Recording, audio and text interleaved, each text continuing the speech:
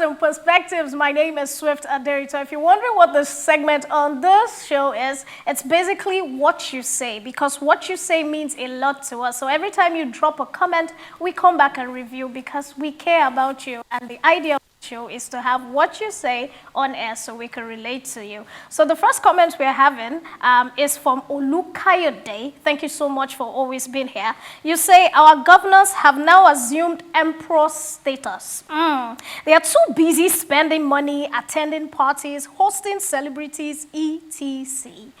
They don't have time for innovation, engagement, critical government issues, and seeking for better ways to do things. After all, everybody blames the president. That one hits right. And I think there's somebody that is always talking about that. Doctor, I'm going to throw you on the front line. He's claiming that the governors are too busy hosting parties and people keep blaming the president when things are not working. What do you think about that, sir?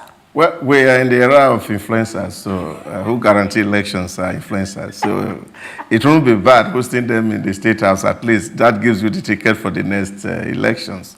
And I think that we must do better as a people and allow our voices to count in terms of how people get elected into office, and that we're not just running after the crumbs that falls from the big man's table, but that we have to take our place on the table as by our voters' card. Talking about crumbs, my next person on the line is MC Awesome. And he says, this is just wrong. What is wrong with Nigeria for sake? Why is the reform that is beneficial to the majority so difficult? Whereas the national anthem and prayers inbox for them was a work in the park. I don't want any review on this one. It's too hot to handle. And the next person is Soye. And Soye says, now we wait. Oh, the only way the tax reform will mean anything is if the federal allocation of funds to each state is depending on revenue generated in each state. No cheating. Why some people would just be producing nothing and eating everything. I know Blessing has been very powerful about this.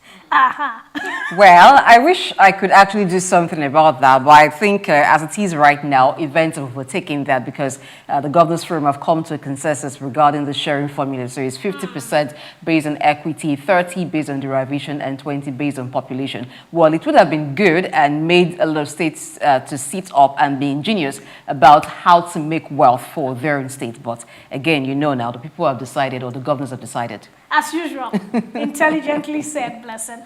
All right, so my next person is Deju.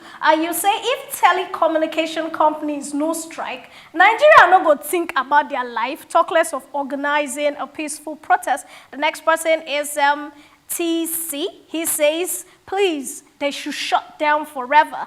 I'm coming to you, Priye, but I need to read this one. This one says, it is unreasonable for telecommunication companies in Nigeria to shut down due to tankers' drivers' strike. Unfortunately, they have failed to anticipate the need for alternative energy solutions such as solar power to sustain their network infrastructure. You talked about something like that.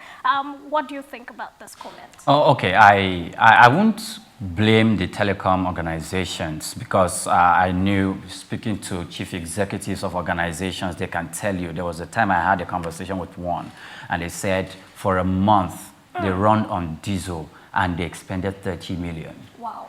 And I am not surprised. So if you begin to count that to overhead costs, it will be a heavy burden on the organizations, and we know when it comes to organizations are managing power sources and how much they spend.